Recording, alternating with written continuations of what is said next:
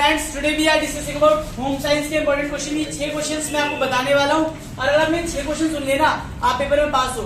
सिर्फ इंपॉर्टेंट समझो। पहली बात, पहला क्वेश्चन है खान नियम, मतलब खाने की जो वस्तुएं होती है उनका विनिमय। विनिमय का मतलब क्या है बताओ बच्चों? एक्सचेंज। जो हम खाने की चीजें बनाते हैं या उगती है या होती है, वो किस तरीके से एक्सचेंज करते हैं और उनको विनिमय किसे कहते हैं। मतलब जैसे मान लीजिए आप बाजार में जाते हैं और कुछ सब्जियां लेके आते होंगे, है ना, तो वो क्या कहलाता है? खाद विनिमय कहलाता है। देखो कई जगह पर आप लोगों को पता होगा, हरियाणा या यूपी ये चावल के लिए फेमस है ना, जम्मू कश्मीर वाले लिए एप्पल के लिए फेमस है। तो इस तरीके से क्या हो रहा है? आदान प्रदान। यहाँ पर वस्तुओं का लेन देन होता है किसकी? खाने की वस्तु है। ठीक है, तो आप लोग यहाँ पर याद करोगे खाने की वस्तु क्या है हमारे पास? चावल, फल, फ्रूट और सब्जियां। ठीक है, याद करो फल और सब्जियां, इन दोनों का लेन देन होता है, इसको लिखना है आपको। ठीक है, अब इसे किसे कहते हैं और खाद विनिमय किसे कहते हैं? जब हम फल फूल सब्जियों का लेन देन करते हैं उसे क्या कहते हैं? खाद विनिमय कहते हैं। यह एक राज्य से दूसरे राज्य, यहाँ तक कि एक देश से दूसरे देश तक में भी होता है। आपने रिसेंट में सुना होगा, हम लोगों ने ट्रांसफर किए थे बहुत सारे टमाटर किसको? पाकिस्तान को। तो ये भी क्या है? एक विनिमय का माध्यम बना, क्या? खाद्य वस्तुएं। ठीक है, और आपको पता है भारत के अंदर शुरू से लेके अभी तक 75% जनसंख्या किस पर निर्भर रही है? खाद्य वस्तुओं पर, खाद्य संबंधित वस्तुओं पर निर्भर रही है। ठीक है, कौन कौन से कारक आहार योजना को प्रभावित करते हैं? अच्छा, आहार योजना क्या है? पहले देखो, आप लोग खाना खाते हो, खाना खाने के लिए आपको बैलेंस डाइट प्लान करना होता है। क्या प्लान करना होता है? Balance diet. अगर ये क्वेश्चन समझ गए ना, सारे क्वेश्चन आ जाएंगे। बैलेंस डाइट का मतलब क्या? देखो हमारे शरीर को क्या चाहिए? पोषण चाहिए। पोषण के लिए हमारे शरीर को क्या क्या चीजें चाहिए? ध्यान समझना। पहला क्या है? कार्बोहाइड्रेट। क्या चाहिए? कार्बोहाइड्रेट। मैं इंग्लिश में लिख देता हूं, कार्बोहाइड्रेट। फैट मतलब वसा। जिस वर्ड का मीनिंग ना पता हो पूछ लेना। कार्बोहाइड्रेट को हिंदी में भी और इंग्लिश में भी कार्बोहाइड्रेट कहेंगे, इसीलिए मैं इंग्लिश में लिख रहा हूं ताकि इंग्लिश वाले बच्चे भी लिख सके। फैट, विटामिन, ठीक है, मिनरल्स और बताओ प्रोटीन। ये सारी चीजें हमें किसमें चाहिए होती है? अपने खाने की वस्तुओं में चाहिए होती है एक टाइम में, जो भी हम खाना खाते हैं। तो कार्बोहाइड्रेट के लिए आप लोगों को याद होगा बच्चों, हम लोग क्या लेते हैं? राइस और व्हीट। हम लोग क्या खाते हैं? राइस और व्हीट। आप लोगों को याद होगा फैट के लिए हम क्या लेते हैं? ऑयल लेते हैं, घी लेते हैं, पनीर लेते हैं। ये सारे एग्जाम्पल किसके? हमारे फैट के एग्जाम्पल हो गए। विटामिन के लिए आप लोगों को पता है हम लोग फ्रूट खाते हैं। ओके, मिनरल्स के लिए आप लोग वाटर अवेलेबल है हमारे पास, बहुत बड़ा सोर्स मिनरल्स का। और प्रोटीन के लिए हम लोग क्या खाते हैं बच्चों? जल्दी बताओ। प्रोटीन के लिए तो आपको सर पल्सेस, और जो नॉन वेजिटेरियन है वो लोग मीट भी खाते हैं। ठीक है, तो ये सारे एग्जांपल किसके होंगे हमारे पास बच्चों? बैलेंस डाइट के। तो आप लोगों ने नोटिस करोगे, आप लोगों की जब भी थाली घर पे आती होगी तो उसमें अगर राइस है तो सब्जियां मिलेंगी, व्हीट है तो रोटी के साथ क्या मिलेगी? सब्जी, दाल, ये जरूर चीजें मिलेंगी। और आप साथ में मिल्क जरूर लेते होगे, लस्सी जरूर लेते होगे, क्योंकि मिल्क प्रोडक्ट क्या करता है? आपकी कैल्शियम की भी पूर्ति करता है। किसकी पूर्ति करता है? कैल्शियम की।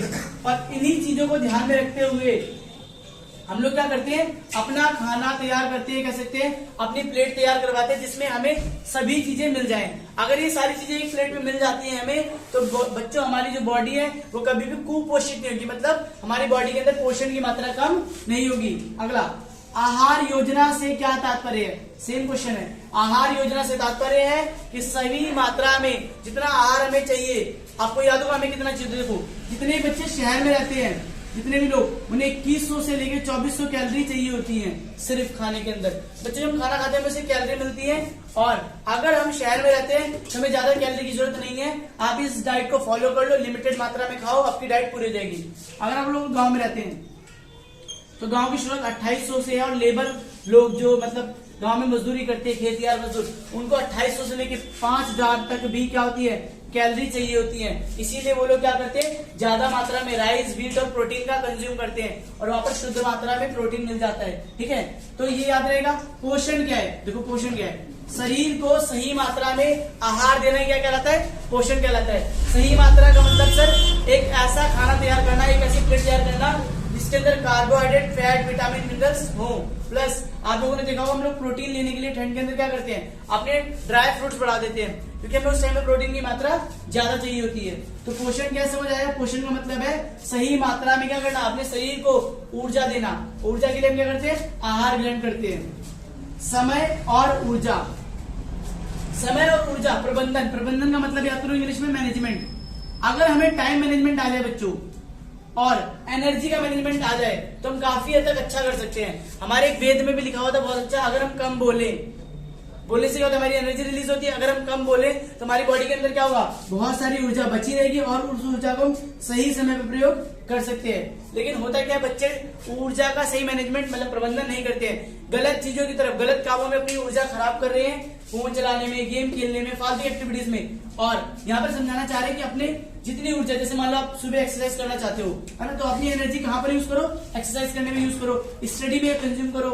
जितनी एनर्जी जरूरत है, जितनी रिक्वायरमेंट है, उतना ही कार्य करो, जिससे क्या होगा, आपकी ऊर्जा बची रहेगी और आप आगे कार्य कर पाएंगे। लास्ट, कार्य की व्यवस्था करना। अच्छा, हम जब कोई भी कार्य करते हैं बच्चों, तो उसके लिए 5 स्तर होते हैं। क्या होते हैं? 5। वो 5 स्तर बता देता हूँ। कार्य को करने के लिए पहले में योजना बनानी पड़ती है। क्या करना पड़ता है? योजना। अब देखो मैं पूरा समझाता हूँ। योजना को हम लोग कहेंगे, पहली विधि है नियोजन। पहली विधि क्या हो गई? नियोजन। दूसरा याद करेंगे संगठन। क्या है? संगठन। हम लोगों का समूह इकट्ठा करेंगे। तीसरा होता है हमारे पास लोगों के द्वारा जो काम किया गया है उस कार्य को देखना, मतलब निर्देशन। क्या काम है? निर्देशन। आप 3 स्टेप याद कर लो, ठीक है, 3 याद कर पाओगे आप। निर्देशन करना, उसके बाद निर्देशन के बाद आप कहोगे सर निर्देशन कर लिया तो नियंत्रण भी करने की जरूरत है। हाँ, नियंत्रण भी है। और एक वर्ड और होता है बच्चों, नियुक्तिकरण। क्या होता है?